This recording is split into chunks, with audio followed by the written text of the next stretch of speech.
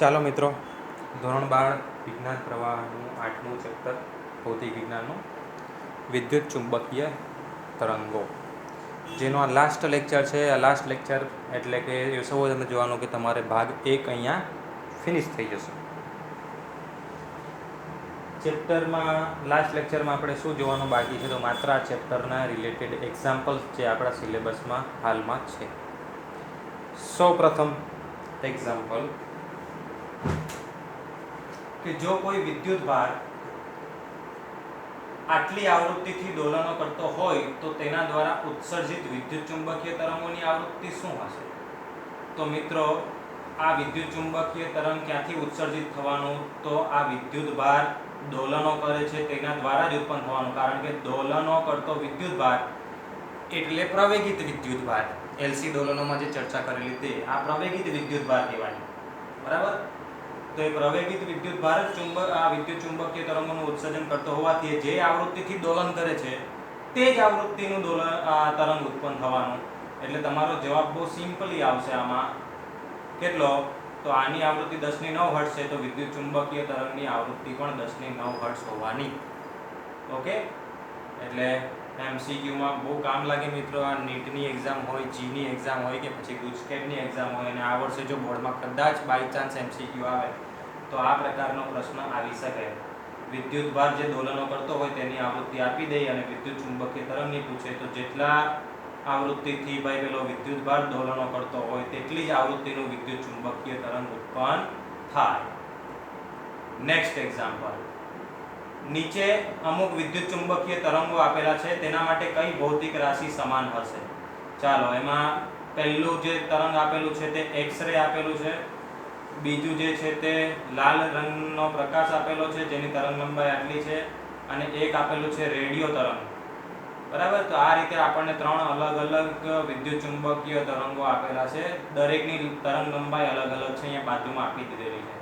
તો કઈ ભૌતિક રાશિ સમાન હશે? મિત્રો, આ બધા વિદ્યુત ચુંબકીય તરંગો જ છે એટલે બધા એક સરખા ઝડપથી પ્રકાશમાં ગતિ કરતા હોય, કારણ કે વિદ્યુત ચુંબકીય તરંગ શૂન્યાવકાશમાં કેટલી ઝડપથી ગતિ કરે? તો પ્રકાશના વેગથી. એટલે આ બધા તરંગો માટે માત્ર એક જ ભૌતિક રાશિ સમાન હશે, જે છે એનો વેગ. શું છે? એનો વેગ. ઓકે, તરંગ લંબાઈ તો અલગ અલગ જ છે. તરંગ લંબાઈ અને આવૃત્તિ વચ્ચેનો જો સંબંધ ખબર હોય તો આવૃત્તિ પણ આ લોકોની અલગ અલગ આવશે. F = c/λ.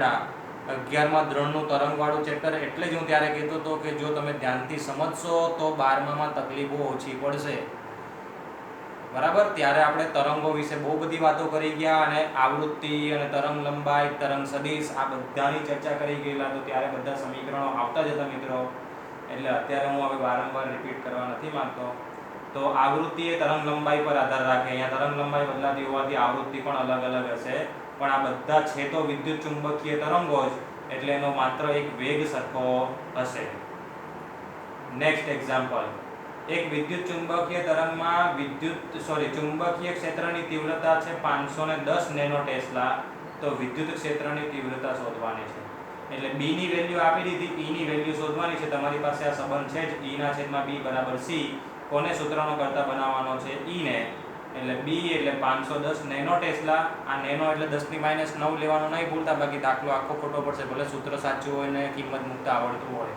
અને c એટલે પ્રકાશનો વેગ. બંનેની કિંમત મૂકીને e ની વેલ્યુ શોધી લેજો.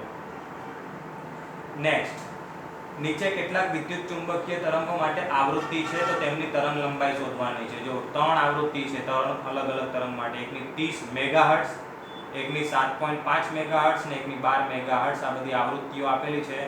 તમારે તરંગ લંબાઈ શોધવાની છે, એટલે રિલેશન તમને હમણાં જ કહી ગયો તે મુજબ F = c/λ. આમાંથી કોને સૂત્રનો કરતા બનાવવાનો? તમારે તરંગ લંબાઈ લેમ્બડાને.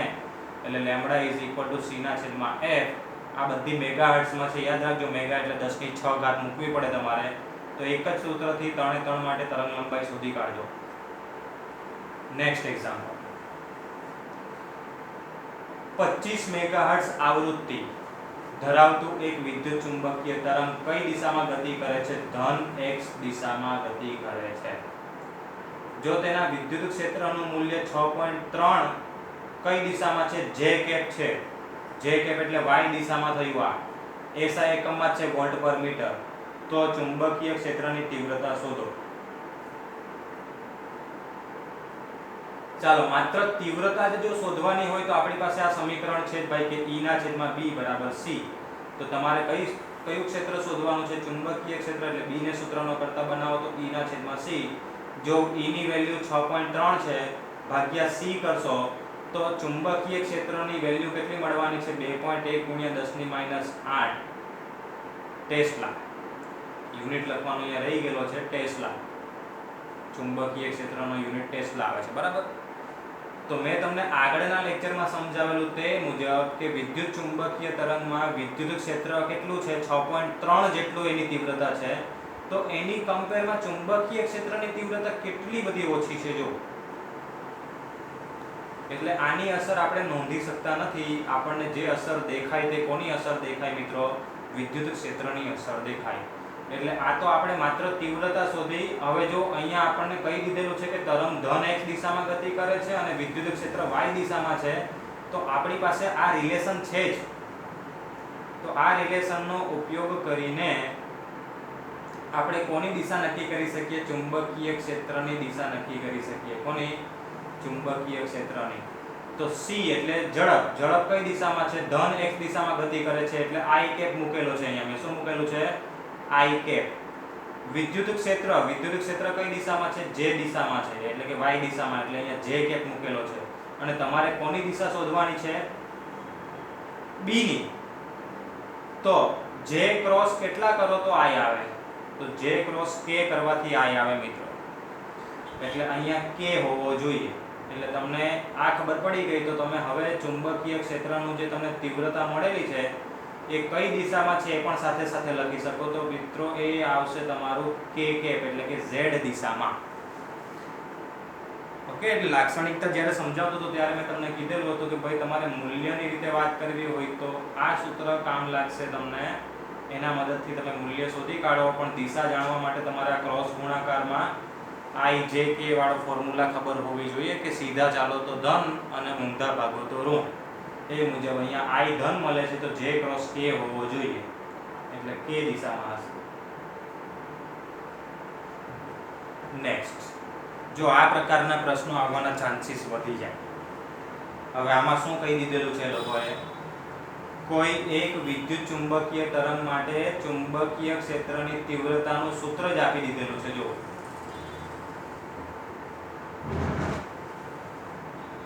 અને શું શું શોધવાનું છે તમને નીચે લિસ્ટમાં આપેલું હશે, પણ અત્યારે તો આપણે માત્ર પહેલા તો રકમ પર ફોકસ કરીએ.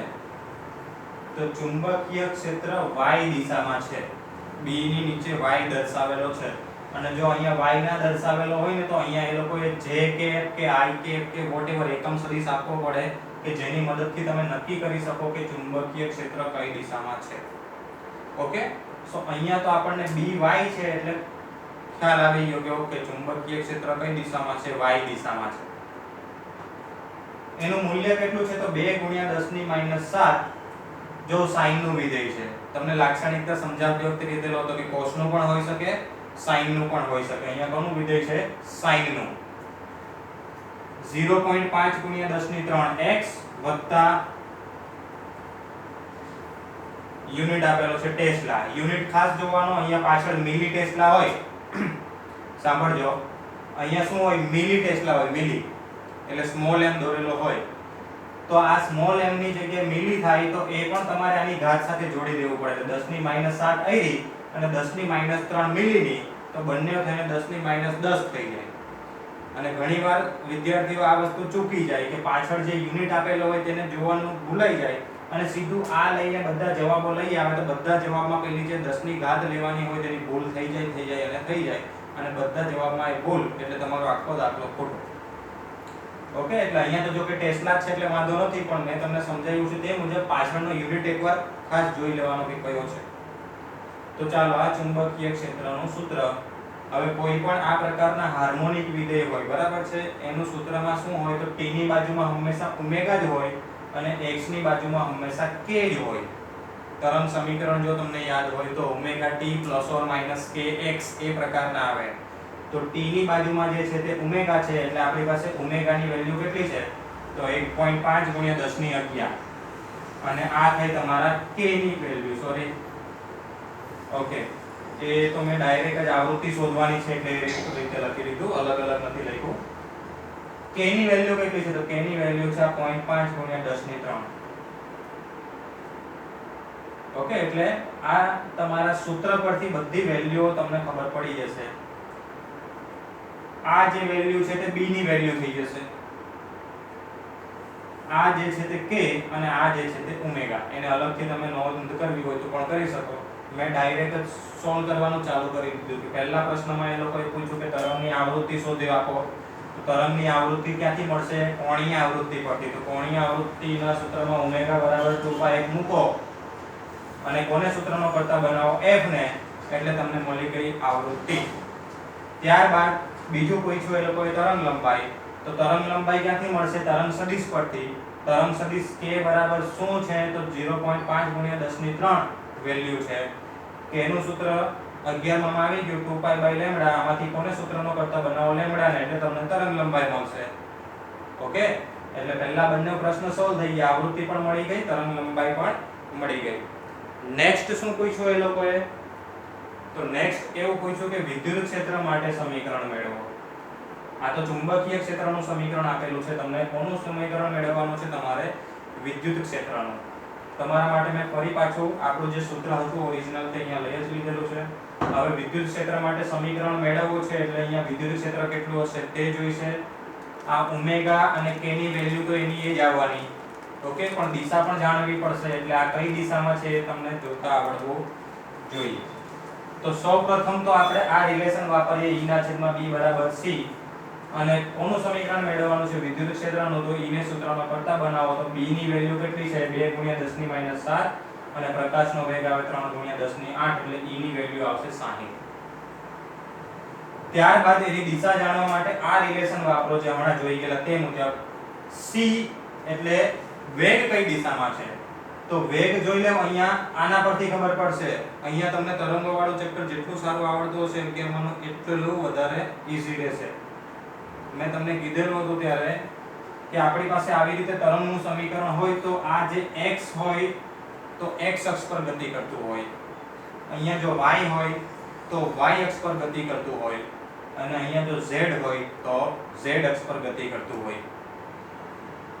હવે x અક્ષ પર ગતિ કરતું હોય, y અક્ષ પર કે z અક્ષ પર, પણ એમાં પણ પાછું ધન x આવે ઋણ x આવે, ધન y આવે ઋણ y આવે. તો એની આગળનું ચિહ્ન જોવાનું. આ x વાળું જે પદ છે એની આગળ શું છે? કોઈ ચિહ્ન નથી એટલે પ્લસ સમજવાનું. તો જો અહીંયા પ્લસ હોય તો ઋણ x દિશા થાય અને આગળ માઈનસ હોય તો ધન x દિશા થાય. 11 માં તરંગોમાં આ બધું સમજી ગયેલા છે મિત્રો. સો અહીંયા x છે ને આગળ ધન છે તો કઈ દિશા થઈ? ઋણ x દિશા થઈ. જો અહીંયા y હતે ને આગળ માઈનસ હતે, ખાલી સમજવા પૂરતું સમજી લો. અહીંયા y હતે ને અહીંયા માઈનસ હતે તો y એટલે y અક્ષ પર તો છે પણ આગળ માઈનસ છે એટલે ધન y દિશામાં થશે. ઓકે, એટલે આના પરથી તો તમને ખાલી અક્ષ ખબર પડશે પણ આગળ પ્લસ હોય તો ઋણ દિશા અને આગળ ઋણ હોય તો પ્લસ દિશા. ચાલો, એટલે આગળ ધન હોવાથી માઈનસ x અક્ષની દિશામાં ગતિ કરે છે એટલે વેગ આપણો આવ્યો -i કેમ લખ્યો છે. શું શોધવાનું છે? e શોધવાનું છે એટલે e ની જગ્યાએ મેં ક્વેશ્ચન માર્ક લખ્યો છે અને ક્રોસ b. તો b કઈ દિશામાં છે? y દિશામાં એટલે j કેપ લખ્યો છે. તો અહીંયા ક્વેશ્ચન માર્ક ની જગ્યાએ શું મૂકશો કે જેનો ક્રોસ ગુણાકાર j સાથે કરો તો -i આવે. -i લાવવાનો. એક તો i છે અહીંયા j છે એટલે k મુકાય કે -k મુકાય, બેમાંથી એક જ વસ્તુ મુકાય. કારણ કે ક્રોસ ગુણાકાર હોય તો 3 એ 3 પરસ્પર લંબ જ આવે. તો અહીંયા i છે અહીંયા j છે એટલે બચ્યો k. તો અહીંયા k મૂકશો કે -k મૂકશો? તો k અને પાછળ શું છે? j. તો ઊંધું ચાલવું પડે છે. i j પછી k આવવો જોઈએ ને. અહીંયા તો k ની પહેલા j આવવો જોઈએ તો એની જગ્યાએ k પછી j છે એટલે k ક્રોસ j કરશો તો ઓલરેડી -i જ આવવાનો એટલે અહીંયા આવશે k. વિદ્યુત ક્ષેત્ર કઈ દિશામાં હશે? k દિશામાં હશે. આ ક્રોસ ગુણાકાર તો આવડતા હશે તમને. ઓકે, તો આપણને વિદ્યુત ક્ષેત્ર મળી ગયું કઈ દિશામાં? k દિશામાં. તો હવે વિદ્યુત ક્ષેત્રનું સમીકરણ લખી લો. આની જેમ જ વિદ્યુત ક્ષેત્ર કે દિશામાં આવ્યું એટલે Ez લખેલું છે, જેવી રીતે અહીંયા By આપ્યું છે આપણને એવી રીતે અહીંયા શું લખ્યું છે મેં Ez. આની જગ્યાએ વિદ્યુત ક્ષેત્રનું મૂલ્ય કેટલું આવ્યું 60, તો જો મેં 60 લખ્યું છે.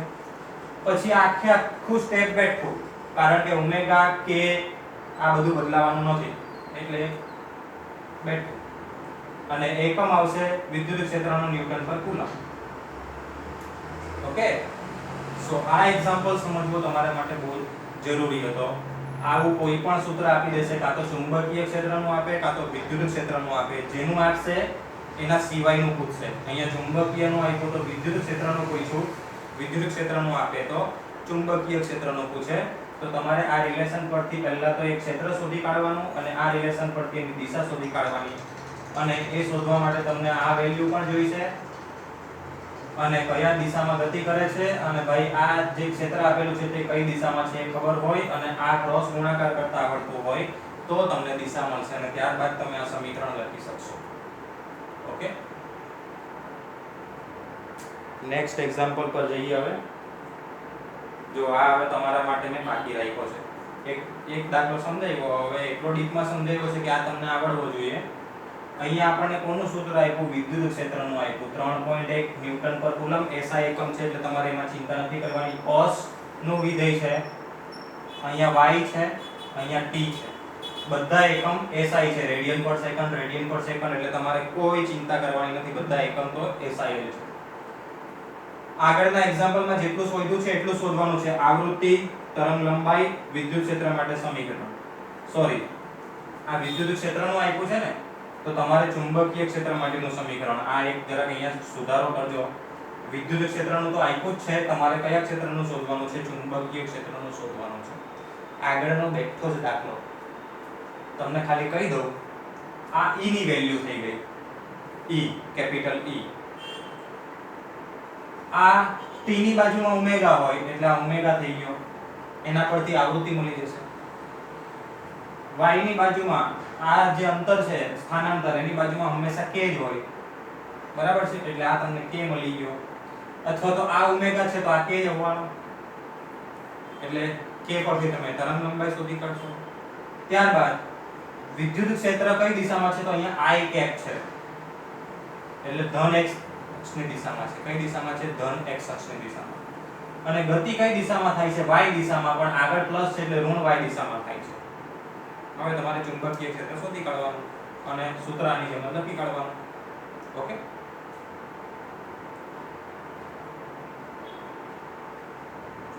નેક્સ્ટ એક્ઝામ્પલ શું આપ્યું છે? એક વિદ્યુત ચુંબકીય તરંગમાં જો વિદ્યુત ક્ષેત્રની તીવ્રતા આપી દીધેલી છે 120, આવૃત્તિ 50 મેગાહર્ટ્ઝ, તો વિદ્યુત ક્ષેત્ર અને ચુંબકીય ક્ષેત્ર માટેના સમીકરણો લખવાના છે.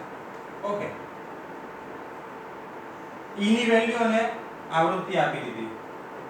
આપણે ચુંબકીય ક્ષેત્રનું પણ લખવાનું છે ને વિદ્યુત ક્ષેત્રનું, એટલે પહેલા ચુંબકીય ક્ષેત્ર તો શોધીએ, એટલે B બરાબર શું થાય? તો E ના છેદમાં C થાય. એના પરથી આ B ની વેલ્યુ શોધી કાઢી. બરાબર, સમીકરણમાં આપણે ઓમેગા અને k ની વેલ્યુ શોધવી પડશે, એટલે ઓમેગા શોધવું પડશે. તો ઓમેગા શોધવા માટે 2πf કરવું પડે, જ્યાં f એટલે આવૃત્તિ છે 50 મેગાહર્ટ્ઝ. તો આ તમને ઓમેગા ની વેલ્યુ મળી ગઈ. બરાબર છે. હવે બીજું શું શોધવું પડશે? k શોધવું પડશે. હવે k મારી મચેડીને તમે કોઈ પણ રીતે શોધો તો મને કોઈ પ્રોબ્લેમ નથી, પણ આપણે આ એક રિલેશન પણ જોઈ ગયેલા છે કે ઓમેગા ના છેદમાં k બરાબર c. એક લાક્ષણિકતામાં જ હતું આ. ઓમેગા ના છેદમાં k બરાબર c હતું, એમાંથી k ને સૂત્રનો કરતા બનાવ્યો છે મિત્રો અહીંયા. ઓકે, અથવા તો તમને અહીંયા આવૃત્તિ મળી ગયેલી છે તો f c/λ કરો અને શોધો તો પણ મેબી આ જવાબ આવી જશે તમારો. ચાલો, તો આ સૂત્રની મદદથી મેં k શોધી કાઢ્યો છે. તમે પેલું f c/λ વાળું વાપરીને પણ લેમ્ડા શોધવું પડશે અને લેમ્ડા પરથી k શોધવો પડશે, કારણ કે આપણે તરંગ સદિશ શોધવાનો છે k, નહીં કે તરંગ લંબાઈ. આપણે સૂત્રમાં ઓમેગા ની વેલ્યુ જોઈએ છે અને k ની વેલ્યુ, એટલે k શોધવાનો છે.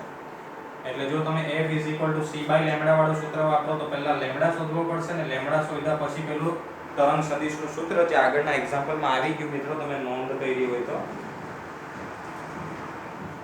આ રહ્યું k a બરાબર 2π/λ મૂકીને k શોધવો પડશે. એટલે બે સ્ટેપ કરવા પડશે અને મેં સીધું ડાયરેક્ટ જ કર્યું છે કે મને ખબર જ છે કે ભાઈ ઓમેગાના છેદમાં k બરાબર c થાય છે. તેના પરથી ડાયરેક્ટ જ k ઓમેગા તમે અહીંયા શોધો છેદમાં c ની વેલ્યુ આપણને ખબર હોય તો સીધો k મળી ગયો. હવે તમારે વિદ્યુત ક્ષેત્ર અને ચુંબકીય ક્ષેત્રના સમીકરણો લખવાના છે. તો આપણે લાક્ષણિકતામાં જોઈ ગયેલા તે સૂત્ર લઈ લો. E0 ની વેલ્યુ રકમમાં આપેલી છે 120. D0 ની વેલ્યુ તમે અહીંયા શોધી cos નું cos જ રહેવા દો. ઓમેગા ની જગ્યાએ આ મૂકો, k ની જગ્યાએ આ મૂકો. ઈઝી. એટલે તમને બંને સમીકરણો મળી જશે. ઓકે? એટલે સહેલો એક્ઝામ્પલ છે. આમાં તમારે દિશાની ચોખવટ નથી કરવાની કારણ કે એ તો તમારી મનની મરજી છે. હવે કારણ કે રકમમાં એવું કશું કીધું નથી અને તમે ડાયરેક્ટલી તમને ખબર હોવી જોઈએ કે ધારી લેવું કે આ x દિશામાં લઈ લીધું તો વિદ્યુત ક્ષેત્રની y લેવી પડે અને આની z લેવી પડે. પરસ્પર લંબ લેવી પડે અને આની z લેવું તો આની y લઈ લેવું. હવે એ તમારા હાથમાં છે. એટલે આપણે અહીંયા દિશાની ચોખવટ નથી કરતા. તમે આટલા સૂત્ર લખશો 1 માર્ક્સની કપાઈ તમારો. ઓકે? નેક્સ્ટ, એક વિદ્યુત ચુંબકીય તરંગમાં જો વિદ્યુત ક્ષેત્રની તીવ્રતા આપી દીધી છે અને આવૃત્તિ આપી દીધી છે તો દર્શાવો કે વિદ્યુત ક્ષેત્ર માટે ઊર્જા ઘનતા અને ચુંબકીય ક્ષેત્ર માટે ઊર્જા ઘનતા કેવી હોય છે? સમાન. E0 ની વેલ્યુ આપી દીધી અને આવૃત્તિ આપી દીધી. તમારે સાબિત શું કરવાનું છે કે વિદ્યુત ક્ષેત્ર માટે ઊર્જા ઘનતા શોધી કાઢો અને પછી ચુંબકીય ક્ષેત્ર માટે ઊર્જા ઘનતા શોધી કાઢો. બંને કેવી આવવી જોઈએ? સમાન. વિદ્યુત ક્ષેત્ર માટે ઊર્જા ઘનતાનું સૂત્ર આપણે સાબિત કરી ગયેલા છે આગળના લેક્ચરમાં. ε0 E² અને ચુંબકીય ક્ષેત્ર માટે સાબિત કર્યા છે b²/μ0. તમારે શું કરવું પડશે? એકવાર સૂત્ર આ વાપરો અને વિદ્યુત ક્ષેત્રની ઊર્જા ઘનતા શોધો જેમાં E ની વેલ્યુ અહીં લઈ લેજો અને પછી ચુંબકીય ક્ષેત્ર માટે વાપરો. હવે આમાં તમને B ની વેલ્યુ જોશે તો E અને B ની વચ્ચેનો રિલેશન તમારી પાસે છે જ. સૂત્રમાં E ની કિંમત મૂકો અને B ની વેલ્યુ મળી જશે. એ B ની વેલ્યુ અહીંયા મૂકજો. આનો જવાબ જોજો અને આનો જવાબ જોજો. બંને જવાબ કેવા આવવા જોઈએ? સરખા આવવા જોઈએ. તો તમે કહી શકો કે બંને ઊર્જા ઘનતા કેવી આવી? સમાન આવી. ઓકે? એક તો આપણે સાબિત કરવાનું હતું. નેક્સ્ટ એક્ઝામ્પલ, 20 સેન્ટીમીટરનો વર્ગ ક્ષેત્રફળ ધરાવતી સપાટી પર 18 વોટ પર સેન્ટીમીટરના વર્ગ તીવ્રતા ધરાવતો પ્રકાશ લંબરૂપે આપાત થાય તો સપાટી પર 30 મિનિટના સમયગાળા દરમિયાન લાગતું બળ શોધવાનું છે. આપણે શું શોધવાનું છે? બળ શોધવાનું છે મિત્રો. એટલે પહેલા તો ન્યૂટનની ગતિના નિયમ પ્રમાણે બળ એટલે સમય સાથે વેગમાનમાં થતો ફેરફાર. અથવા તો વેગમાનના છેદમાં સમય લખો તો પણ ખોટું નથી કારણ કે આપણે જે સમીકરણો લીધેલા છે એ પ્રમાણે જ લીધેલા છે. આપણે ફેરફાર ડેલ્ટા વાળા નથી લીધેલા. તમે અહીંયા ડેલ્ટા મૂકી દેશો તો પણ ચાલશે. ચાલો, એટલે બળ શોધવામાં મને વેગમાન જોઈશે તો વેગમાન અને ઊર્જા વચ્ચેનો સંબંધ આપણે લાક્ષણિકતામાં ચર્ચા કરી ગયેલા છે. તો આ સૂત્રમાંથી p ની કિંમત અહીંયા મૂકી દો તો f નું સૂત્ર શું બની જાય? તો u ના છેદમાં t અને c. બરાબર? ચાલો, આ બળનું સૂત્ર મળ્યું. અહીંયા તમને આપેલી છે તીવ્રતા. વળી પાછું 11મું ધોરણ યાદ કરો તો તીવ્રતા એટલે એકમ સમયમાં એકમ ક્ષેત્રફળ વાળી સપાટી પર આપાત થતી ઊર્જા.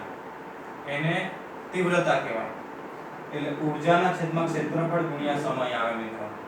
આ સૂત્ર આપણને 12મા ધોરણમાં ઘણી બધી વાર કામ લાગવાનું છે. જો આપણે આગળ જે ચેપ્ટરો ભણવાના છે 9મું અને 10મું અને 10મું તો આખું તરંગ પર છે અને પછી ઘણી બધી વાતો તરંગ પર જ વધારે આવવાની છે. તો તીવ્રતાનું સૂત્ર તમને ખ્યાલ હોવું જોઈએ જે 11માં આપણે નોંધી લઈ ગયેલા હતા કે ઊર્જાના છેદમાં ક્ષેત્રફળ ગુણ્યા સમય એટલે તીવ્રતા. તો આમાંથી કોને સૂત્રનો કરતા બનાવો? ઊર્જાને સૂત્રનો કરતા બનાવો એટલે AT અહીંયા જશે, IAT થઈ જશે અને એને અહીંયા મૂકી દો તો IAT છેદમાં TT કેન્સલ થશે એટલે IA ના છેદમાં C. એટલે તમારે જે બળ શોધવાનું છે બળનું સૂત્ર તમે મેળવી લીધું. તીવ્રતા ગુણ્યા ક્ષેત્રફળ છેદમાં પ્રકાશનો વેગ. તીવ્રતા આપણને આપી દીધેલી છે, ક્ષેત્રફળ આપણને આપી દીધેલું છે અને c પ્રકાશનો વેગ આપણને ખબર હોય તો આનાથી તમને બળ મળી જશે. અને આમાં સમય આવ્યો જ નહીં એટલે તમારે આ સમયગાળાનું કંઈ કામ રહેતું નથી. I અને A વાપરો ત્યારે SI એકમમાં ફેરવવા હોય તો ફેરવજો અને ના ફેરવો તો પણ જવાબ તમારો સાચો આવશે. એનું કારણ એ છે કે બંને અંશમાં જ છે I અને A, પણ એકમ જોતા સેન્ટીમીટરનો વર્ગ અહીંયા છેદમાં છે ને અહીંયા ગુણાકારમાં છે, તો બંને એકબીજાને કેન્સલ કરી દેશે. ઓકે, એટલે જવાબ સાચો આવશે. દર વખતે આવું નહીં થાય. અહીંયા તો એકમ કેન્સલ થઈ જાય છે એટલે તમારો જવાબ એનો જ આવવાનો, પણ આપણે એવું ના કરતા SI એકમમાં ફેરવીને જ કરજો તો તમને જવાબ આવી જશે, બળનો જવાબ.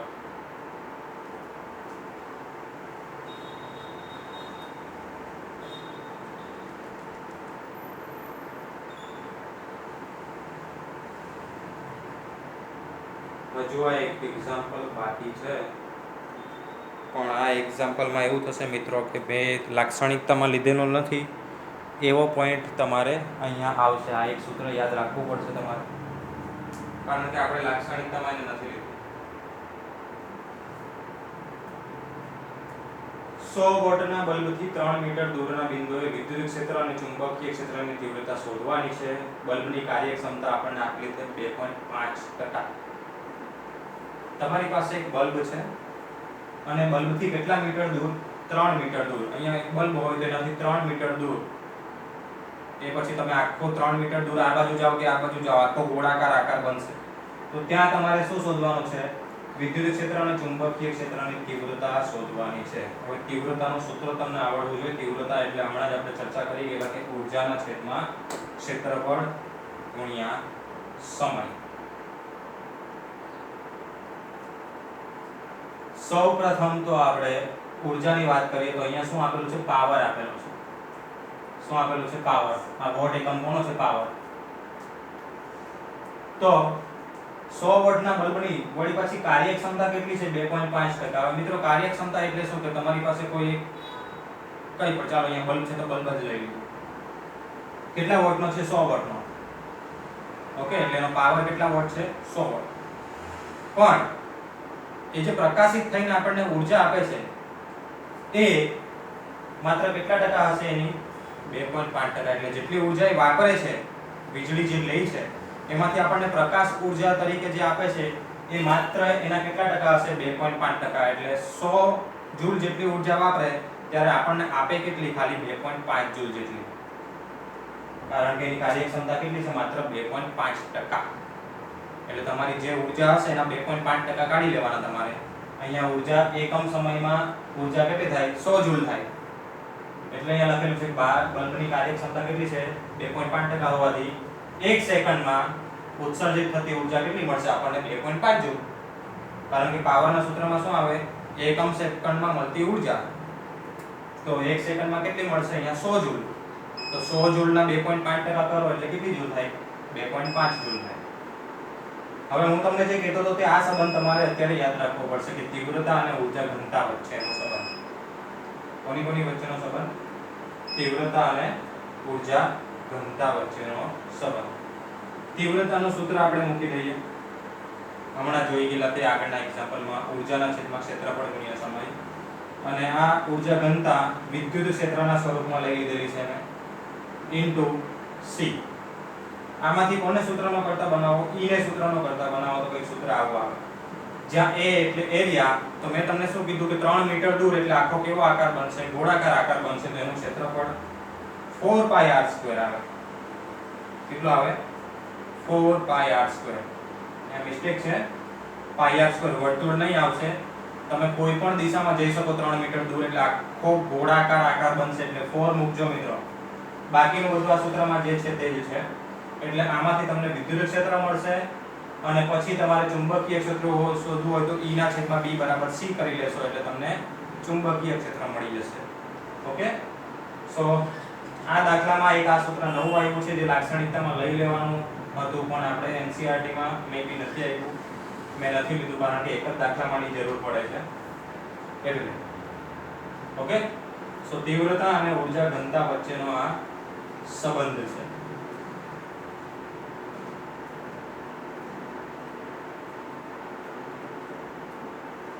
નેક્સ્ટ આપણે ચેપ્ટરમાં છેલ્લે વિદ્યુત ચુંબકીય તરંગોનો વર્ણપટ એવો ટોપિક ખરો, પણ એ તમારા એક્ઝામની દ્રષ્ટિએ જોવા જશો તો કંઈ કામ નહીં લાગે. ભાઈ વિદ્યુત ચુંબકીય તરંગો છે એ અલગ અલગ આવૃત્તિના લગભગ 1022 હર્ટ્ઝ થી લઈને 10³ હર્ટ્ઝ સુધીની આવૃત્તિમાં પથરાયેલા છે. સતત રીતે બધી જ આવૃત્તિના આપણને વિદ્યુત ચુંબકીય તરંગો મળે છે. હવે એને આપણે છે ને અલગ અલગ આવૃત્તિના ગાળા મુજબ વર્ગીકૃત કરી દીધેલા છે. નામ અલગ અલગ આપેલા છે કે આ ઓછી આવૃત્તિ ધરાવતા જે ખરા તેને કહેવાય છે રેડિયો તરંગો કહેવાય છે. પછી એના કરતા વધારે આવૃત્તિ પર જાવ તો તેને માઇક્રોવેવ્સ કહેવાય છે. એનાથી વધારે આવૃત્તિના જે હશે તે ઇન્ફ્રારેડ કહેવાય છે. પછી દ્રશ્ય પ્રકાશ આવે, પછી પારજાંબલી એટલે કે અલ્ટ્રાવાયોલેટ આવે, પછી એક્સ રેઝ આવે અને છેલ્લે ગામા રેઝ આવે. એટલે જેમ જેમ આવૃત્તિનો ક્રમ વધે છે તેમ તેમ આના જે નામ છે વર્ગીકરણ કરેલા છે તે અલગ અલગ છે. તમે આખું બુકમાં લિસ્ટ છે એના ગાળા વાઇઝ કે તમે બુકમાંથી જાતે વાંચી શકો. અને બધાની કંઈક ને કંઈક ઉપયોગિતા છે મિત્રો. કે રેડિયો તરંગો, તમને નામ જ છે રેડિયો તરંગો શેના માટે વપરાતા હશે તે ખ્યાલ આવી ગયો હશે. માઇક્રોવેવ એના કરતા વધારે ઊર્જા ધરાવતા હોય તો એ માઇક્રોવેવ ઓવન્સમાં જે આપણે વાપરીએ છીએ તે, અથવા તો તમે આપણા બોડી ટેમ્પરેચરને અનુલક્ષીને જે ઉત્સર્જન થતા હોય છે એ પ્રકારના તરંગોની વાત કરીએ તો ઇન્ફ્રારેડમાં આવે એ બધા તરંગો. પછી આવે છે દ્રશ્ય પ્રકાશ, જે આપણે જોઈ શકીએ છીએ તે દ્રશ્ય પ્રકાશ કહેવાય. એના કરતાં પણ વધારે ઊર્જા ધરાવતા જે તરંગો છે તે અલ્ટ્રાવાયોલેટ, જે પૃથ્વી સુધી ઓઝોન લેયરને લીધે પહોંચી શકતા નથી, એ નુકસાનકારક છે કારણ કે એની પાસે ઊર્જા બીજાની કમ્પેરમાં વધારે છે. પણ અલ્ટ્રાવાયોલેટ કરતાં પણ વધારે આવૃત્તિવાળા તરંગોની વાત કરીએ તો એક્સ-રેઝ આવે, જે અલ્ટ્રાવાયોલેટ કરતાં પણ વધારે હાનિકારક છે. અને એક્સ-રેનો ઉપયોગ શું થાય છે તો તમને બધાને ખ્યાલ જ છે. અને ત્યારબાદ આવે છે ગેમા રેઝ, જે આપણે ન્યુક્લિયસ ચેપ્ટર ભણશું ત્યારે ગેમા રેઝ વિશે ડિસ્કસ કરશું. તો આ બધા અલગ અલગ આવૃત્તિને લઈને તમારા જે વિદ્યુત ચુંબકીય તરંગોનું વર્ગીકરણ કરેલું છે તે તમે બુકમાં એકવાર ઉડતી નજર મારી શકો. જેમ કે આવું એક ટેબલ હશે તમારી બુકમાં જેમાં તરંગ લંબાઈ આપેલી છે, આવૃત્તિ પણ આપી શકે. આવૃત્તિ અને તરંગ લંબાઈ એકબીજાના વ્યસ્ત પ્રમાણમાં છે તો ખબર જ હશે. એટલે હમણાં જે મેં ક્રમ કીધેલો ને આગળ, એ મેં કયો ક્રમ કીધેલો? આવૃત્તિ વધતી હતી તો તરંગ લંબાઈ ઘટતી હશે ઉપર તરફ જતા, બરાબર છે? સો એ બધા તરંગો નો જે ગાળો છે એના નામ આપેલા છે, એને અનુલક્ષીને તરંગ લંબાઈ, એ ક્યાંથી ઉત્પન્ન થાય તે પણ આપેલું છે, અને એને ડિટેક્ટ કરવા માટે એટલે કે એને ચકાસવા માટે શું વપરાય છે, આ બધું કંઈ કામનું નથી અને આમાંથી પ્રશ્ન આવતા નથી. ઓકે, એટલે હું આને બહુ લાંબા ડિસ્કશનમાં નથી લેતો દર વર્ષે. ખાલી તમારે એકવાર જાણકારી માટે જોવું હોય તો ગુજરાત બોર્ડમાં પણ મળશે ને એનસીઈઆરટીની બુકમાં પણ મળશે વિદ્યુત ચુંબકીય તરંગોનો વર્ણપટ, જેમાં અલગ અલગ આવૃત્તિના ગાળા માટેના જે બધા તરંગોની વાત કરી એના પર આખા પેરાગ્રાફ આપ્યા હશે કે ભાઈ ક્યાંથી ઉત્પન્ન થાય, ક્યાં વપરાય, એ બધું તમે ખાલી જાણકારી માટે એકવાર જોઈ શકો. હું અત્યારે એટલે વધારે ડિસ્કશન નથી કરતો કારણ કે આપણે